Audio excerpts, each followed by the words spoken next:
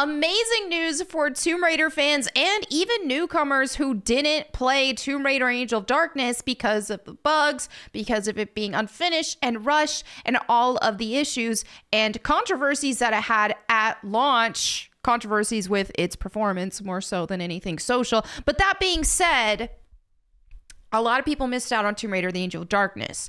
Big time, huge fans like myself still played the heck out of it. I may possibly have beaten Angel of Darkness more than any Tomb Raider game. It has a cult following and it has a special place in a lot of our hearts, despite it having a lot of issues. However, it looks like we've got some amazing news with the upcoming Tomb Raider remasters coming out, because we already have the 1 through 3 remasters that came out last year, and at the time of me recording this, just a month from now, we will be getting the 4 through 6 and Angel of Darkness being 6 remasters. Now, a lot of people are like, dude, why would you remaster Tomb Raider 6 because it's so broken? But this is going to be more of a remake than a remaster, because while the actual assets, there's respect to that, and the updates here,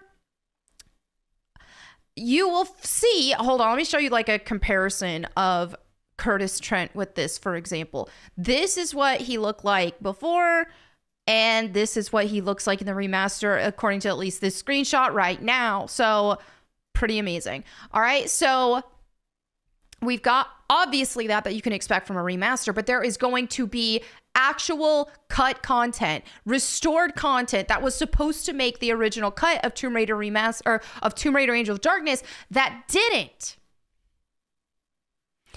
I'm telling you guys, this is amazing for Angel of Darkness fans, for those of us who have, and you know, I'm somebody who could very well point out Angel of Darkness is partially responsible for a lot of the flaws that we got in Tomb Raider moving forward, but And it definitely had its fair share of issues.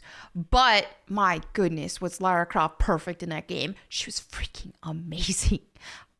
Awesome. Design, her attitude was next level. You want Lara Croft with an attitude?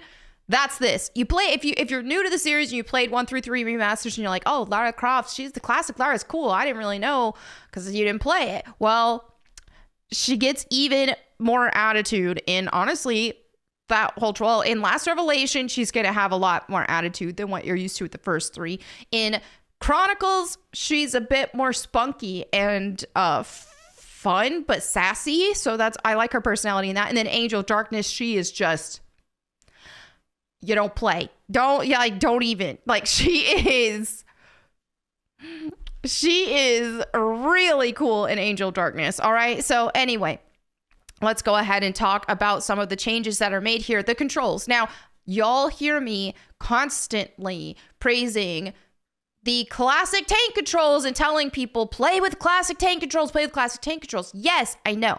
But with Angel of Darkness, I think going with the new control scheme, they have the modern control scheme, do it. Because the reason why I am such a fan of the tank controls for the actual classics 1 through 5 is because they're built on a grid-based system. And so the tank controls are absolutely optimal for navigating that. You're going to be able to do a lot more stuff. It's going to look cooler with the flips and all that, because you can't do all the same flips with the modern controls. But Angel of Darkness is not built on a grid-based system. Therefore, the tank controls on Angel of Darkness were really, really frustrating. So there are modern controls for Angel of Darkness. So they said, however, we highly encourage players to use modern controls, preferably using a gamepad, as the developers have breathed new life into them with the modern controls. Lara feels noticeably more responsive and intuitive to handle. Yes, I agree with that. For 4 and 5 tank controls. Angel of Darkness, modern controls. Now, also, I have just so much faith in the developers here, because Saber are the developers. Aspyr publishes it. Saber hired on a team of super fans from the Tomb Raider community. That's why the Tomb Raider 1 through 3 remasters were so unbelievably fantastic. And that's why these, I have complete faith, will be phenomenal as well. So they actually hired super fans. So this is a dream project, an absolute dream project for the classic Tomb Raider community, anybody who is into just doing fan-made stuff, for them to be able to do this at an official capacity is just like a dream for the fan base all around. And for anybody who missed out on Angel of Darkness, now you're going to get to experience it as it was intended. So it says the camera can be fully rotated 360 degrees, and Lara can jump in the direction the camera is pointing without needing to adjust her facing before jumping. Yes, so not tank controls. So not only can now Lara shoot mid-air and perform consecutive jumps, but she can also shoot from around corners in stealth mode. This is going to be a huge quality of life update for Tomb Raider Angel of Darkness, because that is one of the biggest issues, is that the tank controls are janky, do not work, and she has like this slow jog before she gets to a walk, or like she does a slow walk before she gets to like her pace. There's a ton of issues with that. So last time I played Tomb Raider the Angel of Darkness, I beat it on with mods, like control mods and stuff like that, to fix a lot of issues, but I anticipate this will be even better. Now let's talk about Curtis Trent, because Curtis Trent is a character who has telekinesis powers and things like that in the actual game lore, and you see it in cutscenes and this and that, but you couldn't, because Curtis is playable for a portion of Angel of Darkness, but you couldn't actually do everything that they intended that you could do with Curtis Trent in terms of abilities. They had to cut some of that content. So let's go ahead and read what they say here. Curtis Trent has always been a character of immense untappable potential. As an ex-legionnaire trained in the ways of the Lux Veritatis, he possesses psychic abilities, including the power to control the discus-like blade known as the Shurigai. Curtis's movements contrast with Lara's by being heavier and less graceful, while Lara's athleticism and gymnastic abilities give her a lighter, more agile style. Curtis relies on his mental powers and physical endurance, which result in a slower, more deliberate style. So the remasters restores Curtis's ability to wield the Shurigai in game, while Curtis prefers using his custom-made Borin X pistol. The Shurigai proves invaluable when he runs out of bullets, okay? So this is restored content that was supposed to be in the game. It wasn't, but now it is. Curtis can now also project a psychic shield around his body, which can be quite useful in a boss battle. He can now sprint like Lara and shoot around corners while in stealth mode. This is huge. Like, this is like a dream come true for the community. Well, this is something that we never would have anticipated could have happened, because Angel of Darkness people have made a joke of this game in the gaming community in general. So to not only get it remastered, which is already a miracle in itself, but to get content restored and to be able to play it as intended, this is just a dream come true. All right, so let's see. Here's some more. The Parisian backstreets training area. You're going to understand more of this if you are aware of Tomb Raider Angel of Darkness.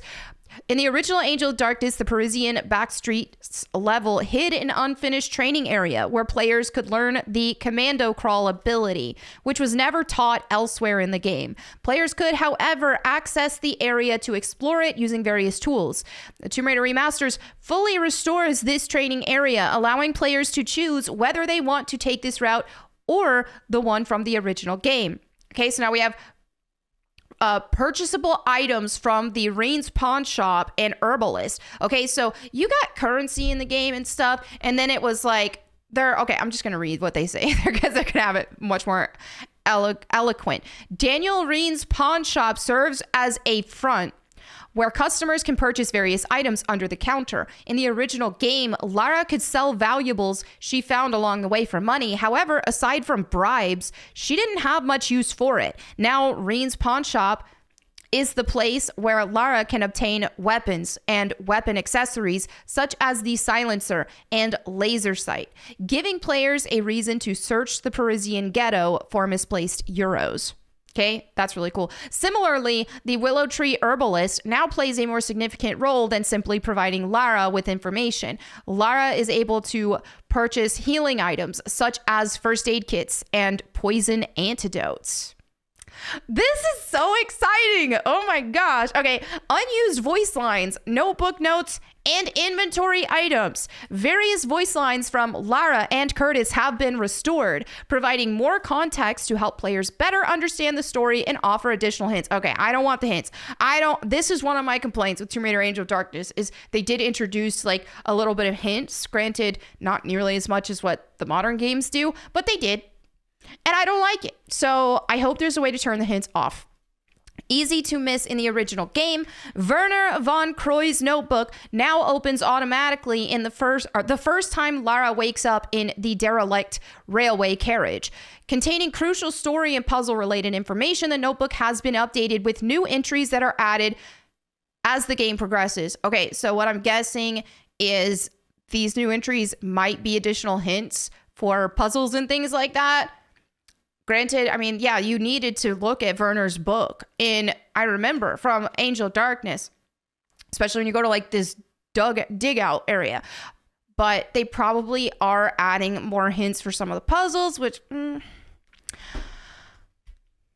I'd say, you know, I don't know. I don't know. I don't know. Yeah, y'all know how I am. I don't like when they add hints and make stuff easier, but it is what it is. Hopefully it's not, I mean, it's in the book. You don't necessarily have to look at the book, right?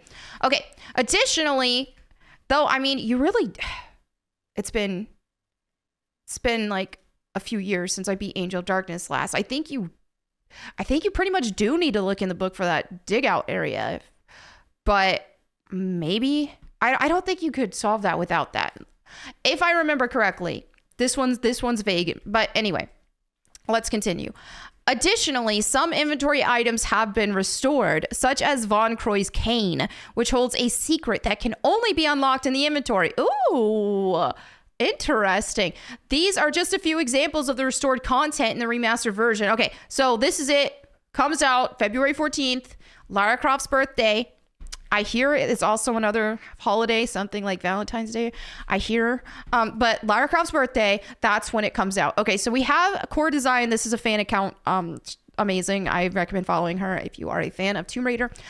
So here are some. Murdy Schofield, the writer for Angel of Darkness, shares his impressions to Raidercast, the podcast, regarding Curtis Trent's abilities being restored in Tomb Raider remasters. So, a restored Curtis Trent in the AOD remastered release coming soon. What? Gosh, I'm having quite a complex response to this very welcome news. Getting to see a playable Curtis with his original abilities is going to be astonishing for me personally, as I know it will be for many fans out there.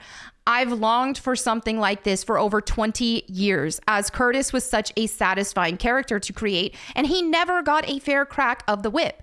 When we were recording in London, I was hoping for a voice performer who could give me a cool, tough hombre. I know I heard that. Okay. In the mold of Clint Eastwood, Michael Biehn in Terminator, and Hugh Jackman. Well, I struck dead lucky with Eric Lauren, who caught him to perfection. I'm telling you, yeah, his voice acting, phenomenal. Curtis Trent as a character, phenomenal. I've told you guys this before. I never like it when people ship characters with Lara Croft, because it's like, Lara Croft is a strong, independent woman. I don't care. I know. I don't care. She don't need a man. She definitely don't need no woman, but she don't need nobody. That's always been my thought with Lara Croft. Well, then Curtis Trent rolls around, and I remember looking at the trailers before the game came out and seeing how he was like searching her for weapons, and I'm thinking, get your grubby paws off her, you filth. And then the game came out. Curtis Trent was so cool in it. I was like, do I ship this? Do I actually ship this? What is going on? I remember there was somebody from the fan community who made comic strips of Angel Darkness. Was called After AOD, and she had, I think it was a woman who made those. She made it where Lara Croft and Curtis Trent got in a relationship, or I don't know, I don't remember exactly how that went, but there was definitely a romantic connection there, and I was just like, okay, this is cute, I'm about it. So this is Curtis Trent he's that cool of a character. He is that cool of a character to say, I actually think he would be worthy of a potential ship with Lara Croft. But I mean, if I'm being for real, I prefer Lara Croft to just stay solo. But just saying, I just wanted to let you guys know how cool Curtis is. So if you have not experienced this character, if you have not played this game, stay tuned. He was even supposed to get his own spin-off game, potentially, Curtis Trent Demon Hunter, and then that didn't happen. So imagine how cool it would be if these were such a success. And I know, pipe dream, right? This is just a wish list, magical wish list. But imagine if this did well enough that the community could make more projects. They could do the Curtis Trent Demon Hunter spin-off game. They could continue the classic style Tomb Raider game. Like, imagine, just imagine the possibilities. Okay. So, Eric was the epitome of the lone disc slinger dude I wanted to see come to life. Curtis was created as an original to hold his own alongside Lara in AOD, of course, but he also carried the potential for his own spin-off games. Yes, see, I'm getting ahead of myself. And as such, he could do so much more than was available to him in Angel Darkness when released. The in-game FMVs gave some idea of what we all wanted to see and never did. Haha, this is all so exciting, even though it also seems a lifetime ago now. In the interim years of waiting, I've been supported in maintaining my optimistic expectations by a very close circle of friends and colleagues when the likelihood seemed thin at best. So a huge thanks to you all, guys. And now, game on, Murdy. I love it. I love it. So anyway, there you have it. Today I am nerding. It's a good day. It's a good day. I was like, let's talk about some good news. So I'm just thrilled. I'm absolutely thrilled about these remasters coming out, and in less than a month at that, at the time of me recording this. And I will be playing Angel Darkness first. Now, when the first three came out, the 1 through 3 remasters came out, I was like, oh, I'm just playing in order. I'm playing in order. Well, with this, it's like, I have to play Angel Darkness Remastered first. I have to. When I tell you the most anticipated game of my entire life, it was Angel Darkness before it came out. I was waking up at like 3 and 4 in the morning to refresh the Tomb Raider website because there was rumors that, oh, it's going to be updated with new screenshots. It's going to be updated. And there I'd be up for hours. And nope, there's nothing. Go back to bed. It's like I bombarded my local GameStop, or it was like EB Games at that time, calling them back in 2003 before, because it came out in June 2003. It was like, did you guys get Tomb Raider Angel Darkness yet? Did you guys? I was trying so hard to get it early. So anyway, yeah. Obviously, like I said, there were some disappointments with that, but man, Tomb Raider Angel Darkness was such a big turning point for the Tomb Raider community, because that was like a console change. That was a whole generation change. You know, it was previously like the working title was Tomb Raider Next Generation. I mean, okay, I'm going to keep nerding out here. But anyway, there you have it for this video. Thank you all so much for hanging out with me today. If you want to catch me on my Bible channel, you can watch me at Bible Time with Melanie Mac. Thank you all again. I'll catch you next time. And in the meantime, go boom.